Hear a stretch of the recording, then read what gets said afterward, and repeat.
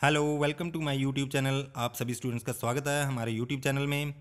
आज का ये video Himachal Pradesh junior office assistant series 2020 का 7th वीडियो है। इससे पहले मैं 6 वीडियो जेओए के बारे में बना चुका हूँ। जूनियर ऑफिस असिस्टेंट की नोटिफिकेशन कर दी है Himachal Pradesh subordinate service selection commission Hamirpur ने, और इसके बाद HPSSC ने एक अडेंडम भी इशू किया है। और इस तरह से अभी अगर हम बात करें तो 1700 से ज़्यादा वैकेंसी जेओ की जो है वो नोटिफाई की गई हैं। तो एक आपके पास सुनहरा मौका है सरकारी नौकरी पाने का, पक्की नौकरी पाने का, क्योंकि इन वैकेंसीज़ में कुछ जो है आपकी कॉन्ट्रैक्ट पे बेसिस पर होंगी कुछ भर्तियां, और कुछ भर्तियां आपकी रेगुलर बेसिस पर होंगी। तो यहाँ पर +2 के स्टूडेंट्स तो डायरेक्ट इसमें एग्ज़ाम में अप्लाई कर ही सकते हैं। इसके अलावा 10th के स्टूडेंट्स भी अप्लाई कर सकते हैं अगर उन्होंने स्पेसिफिक आईटी वगैरह में 1 साल का सर्टिफिकेट किया आईटीआई से, या 2 साल का डिप्लोमा कोर्स किया है। इसके अलावा जिन्होंने 3 साल का कोई डिप्लोमा किया है कंप्यूटर साइंस वगैरह में या आईटी फील्ड वगैरह में, तो वो लोग भी अप्लाई कर सकते हैं। तो बहुत लोग इसमें अप्लाई कर सकते हैं, तो एक सुनहरा मौका है सभी के पास। इसके साथ साथ अगर हम बात करें कि कितने क्वेश्चन इसमें पूछे जाएंगे, इस पेपर में पूछे जाएंगे कुल 170 क्वेश्चन, जिसमें से 120 क्वेश्चन आपके डायरेक्टली कंप्यूटर से रिलेटेड रहेंगे, और 50 क्वेश्चन जो हैं वो आपके जीके से रिलेटेड रहेंगे, जिसमें एचपी की जीके रहेगी, जिसमें आपकी नेशनल लेवल की जीके है, करंट अफेयर्स हैं, आपका हिंदी इंग्लिश 10th लेवल का है, ग्रामर है, और लॉजिक के क्वेश्चन पूछे जाएंगे, एवरीडे साइंस के क्वेश्चन पूछे जाएंगे, कुछ सोशल साइंस के क्वेश्चन भी पूछे जाएंगे। तो इस तरह से आप देख सकते हैं कि आपके 120 जो कंप्यूटर के क्वेश्चंस हैं वो एक कंसाइज सा आपका सिलेबस है, काफ़ी इंपॉर्टेंट है आपके लिए। अगर आप ये 120 क्वेश्चन की तैयारी नहीं करते हैं तो आपका नुकसान होगा काफ़ी बड़ा, आपकी सिलेक्शन नहीं हो पाएगी। ठीक है जी, 170 क्वेश्चन इस तरह से आपके बने हैं। तो हम आज का ये वीडियो शुरू करते हैं। पहला क्वेश्चन देखते हैं, कैश मेमोरी निम्नलिखित में से किसके बीच स्थित होती है। ठीक, कैश मेमोरी के बारे में पूछा है। नीचे ऑप्शंस हैं, आप ऑप्शन देख के गेस कीजिए कि कौन सा राइट ऑप्शन है। और ऑप्शन ए है सीपीयू तथा रैम, ऑप्शन बी है सीपीयू तथा हार्ड डिस्क, ऑप्शन सी है रैम तथा रोम, ऑप्शन डी है उपरोक्त सभी। तो आपने गेस कर लिया होगा अगर आपने पढ़ा है।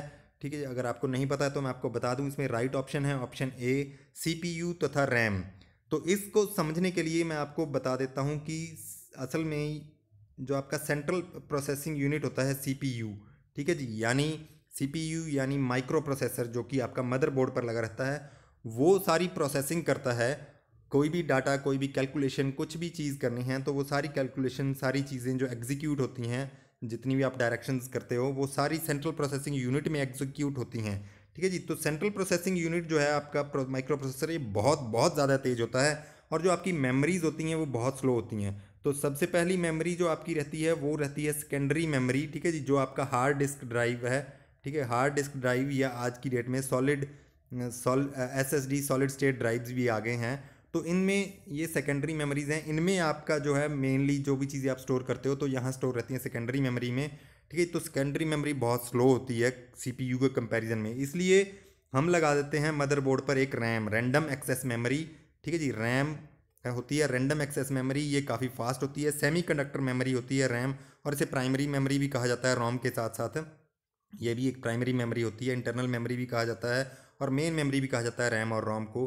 तो जब भी डाटा कोई प्रोसेस करना हो सीपीयू ने, तो सीपीयू यानी माइक्रो प्रोसेसर क्या करेगा, डाटा को जो है वो सेकेंडरी मेमोरी से उठाकर लाएगा रैम के अंदर।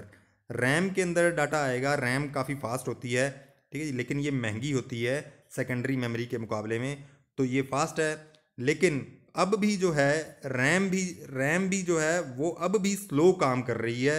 रैम भी स्लो काम करती है माइक्रो प्रोसेसर की स्पीड के मुकाबले में। इसलिए एक इंटरनल मेमोरी रहती है माइक्रो प्रोसेसर के ऊपर, जिसे कहा जाता है कैश मेमोरी।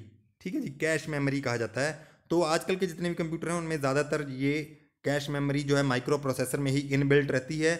लेकिन कई बार जो ये कैश मेमोरी है इसका कुछ पार्ट जो है वो चिप्स कुछ मदरबोर्ड पर भी रहती हैं। ठीक है जी, तो ये लेवल 1, लेवल 2, लेवल 3 इस तरह से कैश मेमोरी रहेगी। तो कैश मेमोरी जो है वो आपकी अब रैम से भी ज़्यादा फास्ट होती है, रैम से भी ज़्यादा फास्ट है आपकी कैश मेमोरी। तो इसलिए ये इसके बीच में लगा दिया जाता है। इसको किसके बीच में, प्रोसेसर में जाने से पहले कुछ इंस्ट्रक्शंस जो हैं जो कि फ्रीक्वेंटली हम यूज़ करते हैं वो आपकी कैश मेमोरी में स्टोर रहती हैं। ऑलरेडी कैश मेमोरी को पता रहता है। ठीक है जी, तो प्रोसेसर को जो है वो इजीली बहुत तेज़ी से वो सारा काम हो जाता है, सारा डाटा प्रोसेस हो जाता है, और जितना भी प्रोसेसिंग होती है सारी, वो सारा डाटा यहीं से रैम से उठाकर ही रैम में ही सारी प्रोसेसिंग होती है, सारी कैलकुलेशंस, और कैलकुलेशंस का रिजल्ट भी सारा वो जो है रैम में ही पहले स्टोर होता है, फिर रैम से बाद में मेन मेमोरी में जाता है आपका सेकेंडरी मेमोरी में। ठीक है जी, तो ये था आपका। अब आपको क्लियर हो गया होगा कि कैश मेमोरी कहाँ पर रहती है। ठीक है जी, कैश मेमोरी आपका माइक्रो प्रोसेसर पे रहती है। ये डिटेल में हम बात करेंगे कैश मेमोरी के बारे में, और भी मेमोरी के बारे में बहुत सारी चीज़ें हैं जो कि हम कर सकते हैं। और अगर आप ये क्वेश्चंस आपको लगता है कि आपने तैयारी कर ली है, आपकी अच्छी खासी तैयारी है, तो आप तब भी मुझे बता सकते हैं। मैं आपको मॉक टेस्ट भी इसमें फ्री जो है वो अवेलेबल करवा सकता हूँ। आपको मैं लिंक दे दूँगा, तो वहाँ पर आप प्रैक्टिस कर लीजिएगा ये वीडियो देखने से पहले कि आपको कितने क्वेश्चंस आते हैं। तो अगर आपको लगता है कि आपकी तैयारी नहीं है, तो आप पहले वीडियो देख लीजिएगा, उसके बाद आप वहाँ प्रैक्टिस कर लीजिएगा। तो सेकंड क्वेश्चन है, निम्नलिखित में से किस मेमोरी का एक्सेस टाइम सबसे कम होता है। ठीक है जी, तो ये तो आपको अभी आना चाहिए, मैं फर्स्ट क्वेश्चन में बता चुका हूँ कुछ चीज़ें। ठीक है जी, तो एक्सेस टाइम होता है कि किसी भी मेमोरी से डाटा कितनी तेज़ी से, एक्सेस टाइम होता है कि कितने टाइम में किसी मेमोरी से डाटा एक्सेस किया गया है। तो यहाँ पूछा है कि सबसे कम एक्सेस टाइम क्या है, तो आप गेस कीजिए। ये 4 ऑप्शंस हैं। ऑप्शन ए है रैम, ऑप्शन बी है रोम, ऑप्शन सी है कैश, ऑप्शन डी है एसएसडी। ठीक है जी, तो एसएसडी आपको पता होना चाहिए, नहीं हो सकता है क्योंकि सेकेंडरी मेमोरी है। सेकेंडरी मेमोरी जो है वो सबसे स्लो काम करती हैं। ठीक है जी, तो यहाँ पर अब आपको पता होना चाहिए कि रैम है, रैम जो है, रोम जो है आपका रीड ऑनली मेमोरी है, जो कि आपका फर्मवेयर जो होते हैं वो यहाँ पर रोम में रहते हैं। अब आपका बचा रैम और कैश आपको मैंने बता दिया, कैश डायरेक्टली प्रोसेसर पर ही रहती है, माइक्रो प्रोसेसर कहें चाहे आप सीपीयू कहो। तो यहाँ पर जो है सबसे कम एक्सेस टाइम होगा कैश मेमोरी का। कैश मेमोरी तो राइट ऑप्शन है, ऑप्शन सी। लेकिन आप एक और चीज़ अगर यहाँ पर हो, कभी भी क्वेश्चन में रजिस्टर्स अगर लिखा हो, तो आपको कैश के मुकाबले में रजिस्टर को ही टिक करना है, क्योंकि रजिस्टर जो होते हैं इनकी जो है इनका एक्सेस टाइम कैश से भी कम होता है, कैश मेमोरी से भी। तो रजिस्टर्स के बारे में आने वाले वीडियोस में बात करेंगे। और नेक्स्ट क्वेश्चन है, रोज़मर्रा की ज़िंदगी में इस्तेमाल किए जाने वाले लैपटॉप तथा कंप्यूटर के कीबोर्ड को किस नाम से जाना जाता है। अगर आप कंप्यूटर का इस्तेमाल करते होंगे, आपने देखा होगा कंप्यूटर का कीबोर्ड देखा होगा, तो उस कीबोर्ड को किस नाम से जाना जाता है। ऑप्शन ए है UCLIF, ऑप्शन बी है QWERTY, ऑप्शन सी है ALTRNATIVE, ऑप्शन डी है QOLTY। तो अभी आप गेस करके बताइए, अगर आपने कंप्यूटर के बारे में पढ़ा है, तो इसमें जो राइट ऑप्शन है वो है ऑप्शन बी, क्वैर्टी। ठीक है जी, तो क्वैर्टी, ये इसको आप लेआउट भी पूछा जा सकता है, ऐसे भी लिखा जा सकता है कि आमतौर पर पाए जाने वाले कीबोर्ड का लेआउट क्या होता है, तो वो उसका भी राइट ऑप्शन यही रहेगा। और आमतौर के जो आपके कीबोर्ड हैं वो इसी तरह के होते हैं। ये क्या है असल में, अगर आप कीबोर्ड को ध्यान से देखोगे तो सबसे लेफ्ट में आपको फर्स्ट रो में क्यू लिखा हुआ मिलेगा। ठीक है जी, इस सीक्वेंस में आपको वर्ड मिलेंगे लेफ्ट टू राइट, QWERTY। ठीक है जी, तो जो आपके पुराने टाइपराइटर थे उनमें भी इसी सीक्वेंस पर जो है लेटर्स लिखे रहते थे, क्वैर्टी। तो इन जो मॉडर्न कंप्यूटर्स के लैपटॉप्स वगैरह हैं और इनके कीबोर्ड हैं, उन पर भी इसी सीक्वेंस में जो है वर्ड लिखे रहते हैं, इसी सीक्वेंस में जो है कीज़ लगी हुई हैं इनमें। तो ये आप याद रखिएगा, किसी भी तरह से इसको घुमाकर पूछ सकते हैं। नेक्स्ट क्वेश्चन है, कंप्यूटर के किस भाग का इस्तेमाल गणना तथा तुलना करने के लिए किया जाता है। ठीक है जी, यानी कैलकुलेशन और कंपैरिजन में किस पार्ट का इस्तेमाल किया जाता है। तो ये तो काफ़ी सिंपल सा क्वेश्चन है, आपको पता होना चाहिए। ऑप्शन ए है मॉडेम, ऑप्शन बी है मेमोरी यूनिट, ऑप्शन सी है कंट्रोल यूनिट, ऑप्शन डी है ALU। तो इसमें जो राइट ऑप्शन है, गेस कीजिए आप, मैं बता देता हूँ। इसमें राइट ऑप्शन है ALU। ठीक है जी, ALU आपको पता होगा, कंट्रोल यूनिट, ठीक है जी, और एल्गोरिथम एंड लॉजिक यूनिट, ये दोनों मिलकर बनाते हैं आपका CPU। ठीक है जी, CPU होता है CU प्लस ALU। ठीक है, लेकिन CU का काम है वो कंट्रोल करना है चीज़ों को, कैसे डाटा जाएगा कैसे आएगा। लेकिन जो एक्चुअल में कैलकुलेशन होती है वो होती है ALU यूनिट में। ठीक है जी, ALU यूनिट में सारी कैलकुलेशन होती है आपका अर्थमेटिक एंड लॉजिक यूनिट में। ठीक है जी, तो ALU में होती है सारी गणना और तुलना, कंपैरिजन और लॉजिक, सारी चीज़ें वो है ALU में होगी। और कंट्रोल यूनिट जो है वो कंट्रोल करता है चीज़ों को। और जो आपका यहाँ पर मॉडम है, मॉडम का मतलब है मॉड्यूलेटर और डी मॉड्यूलेटर, ठीक है जी। ये आपका सिग्नल होता है, डिजिटल सिग्नल 0 और 1 में कंप्यूटर में। और जो वायर्स होती हैं आपकी टेलीफोन वगैरह की वायर्स, उनमें जो सिग्नल आपका जाता है वो जाता है इलेक्ट्रिक सिग्नल, इस तरह से, ठीक है जी। तो ये क्या है, सिग्नल को चेंज करने को, ठीक है जी, डिजिटल टू एनालॉग सिग्नल और एनालॉग टू डिजिटल सिग्नल को चेंज किया जाता है जब उसको बोला जाता है मॉडम। मॉडम और डी मॉडम, ठीक है जी। तो दोनों को मिलाकर बना मॉडम। ये आपका नेटवर्किंग का हिस्सा है, उस जब हम नेटवर्किंग के क्वेश्चंस आगे डिस्कस करेंगे वहाँ डिस्कस करेंगे इस चीज़ को। नेक्स्ट क्वेश्चन है, नेटवर्क की लंबाई बढ़ाने के लिए किस डिवाइस का प्रयोग किया जाता है ताकि सिग्नल में किसी भी प्रकार की कमी ना आए। आपने देखा होगा, ठीक है जी। कुछ आप को एग्जांपल के तौर पर लैन की बात कर लेते हैं, किसी लोकल एरिया नेटवर्क की। एक कंप्यूटर जो है वो दूसरे कंप्यूटर के साथ जुड़ा होता है, ठीक है जी। तो इनके बीच में कुछ डिवाइसेस लगे होते हैं, ठीक है। तो डिवाइसेस लगे रहते हैं इन सभी कंप्यूटर्स के बीच में कुछ ना कुछ, जो कि सिग्नल को लेके जाते हैं।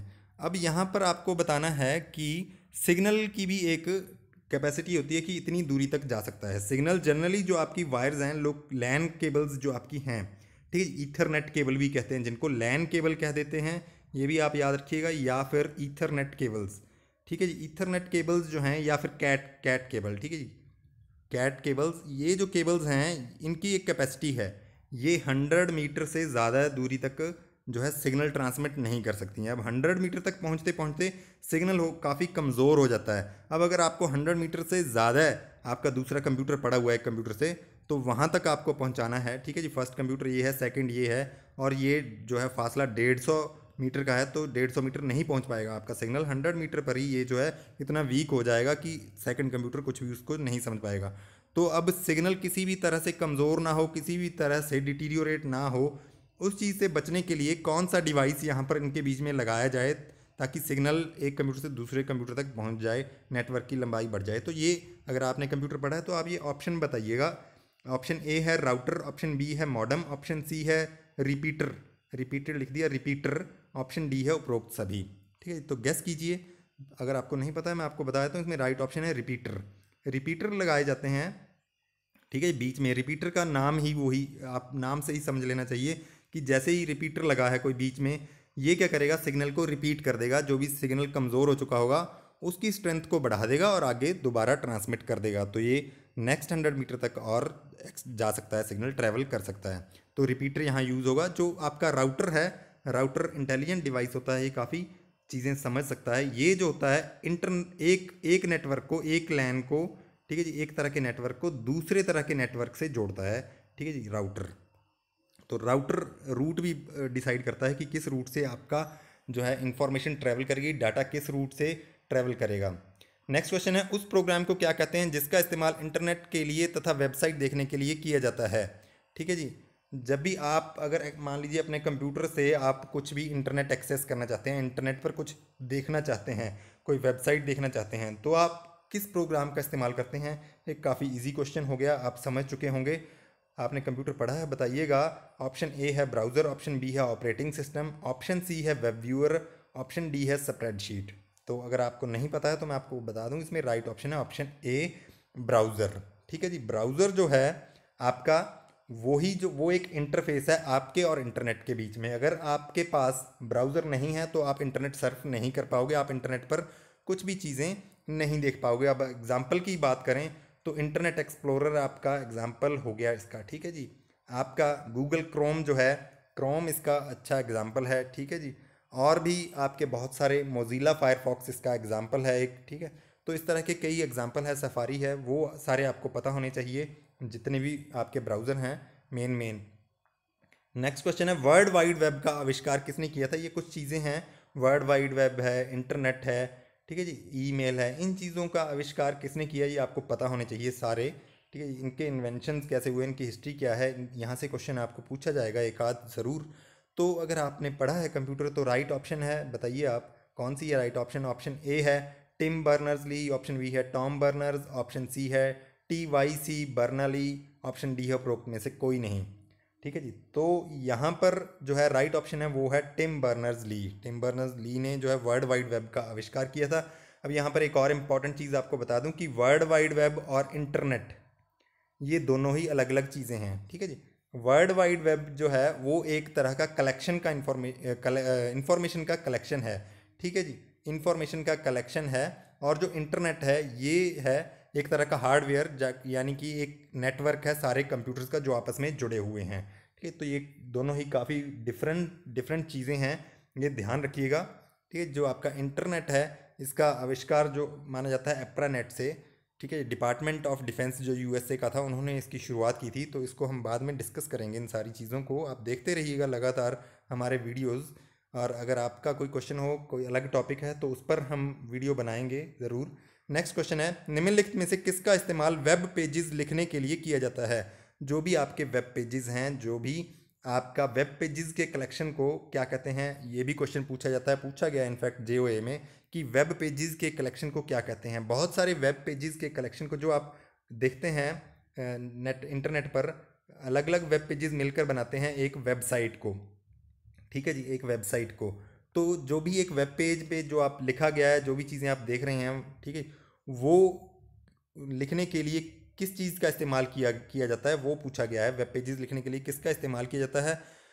अगर आपको पता है तो आप गेस कीजिए। ऑप्शन ए है FTP, ऑप्शन बी है HTTP, ऑप्शन सी है URL, ऑप्शन डी है HTML। ठीक है जी, तो इसमें जो राइट ऑप्शन है वो है ऑप्शन डी HTML। ठीक है जी, जो फर्स्ट टू है ये तो है आपके प्रोटोकॉल पी से ही आपको गेस कर लेना चाहिए। ठीक है जी, ऑप्शन सी है URL। URL होता है एड्रेस किसी भी वेब पेज का, यानी कि कोई भी आपका वेब पेज किस कंप्यूटर पर दुनिया के किस कोने में पड़ा है वो बताता है आपका URL। ठीक है जी, वो एक स्पेसिफिक जो है किसी भी वेब पेज की पहचान जो है वो है URL। तो इन सभी की फुल फॉर्म क्या है? ठीक है जी, HTML एक लैंग्वेज है, इन सभी की फुल फॉर्म क्या है आप बताइएगा। अगर आपको पता है कमेंट बॉक्स में आप बताइए।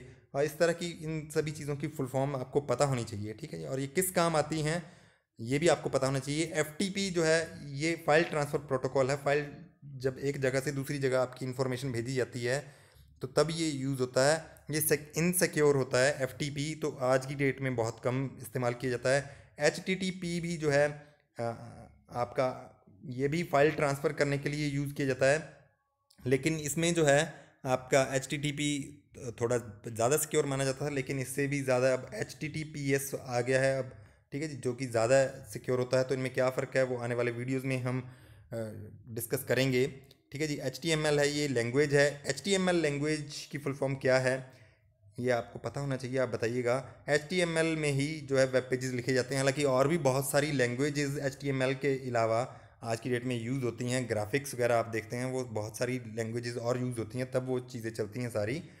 तो अगर आपने इस तरह के क्वेश्चंस आप चाहते हैं कि आप प्रैक्टिस करना चाहते हैं, वीडियो देखने से पहले प्रैक्टिस करना चाहते हैं, तो भी मैं आपको उपलब्ध करवा दूंगा। वीडियो देखने के बाद आप प्रैक्टिस करना चाहते हैं तो भी मैं आपको लिंक उपलब्ध करवा दूंगा, मॉक टेस्ट उपलब्ध करवा दूंगा। ठीक है जी, तो वहाँ पर आप जाके प्रैक्टिस कीजिएगा, साथ ही साथ आपको अपनी परफॉर्मेंस भी पता चल जाएगी जैसे ही आप सबमिट करेंगे। तो इसी तरह के वीडियोस देखने के लिए आप लाइक कीजिए, शेयर कीजिए, सब्सक्राइब कीजिए हमारे यूट्यूब चैनल को। और अगर आपका कोई सवाल हो, आप किसी खास टॉपिक पर कोई वीडियो देखना चाहते हैं तो भी वो आप बताइएगा, वो भी मैं वीडियो लेकर आऊँगा। धन्यवाद।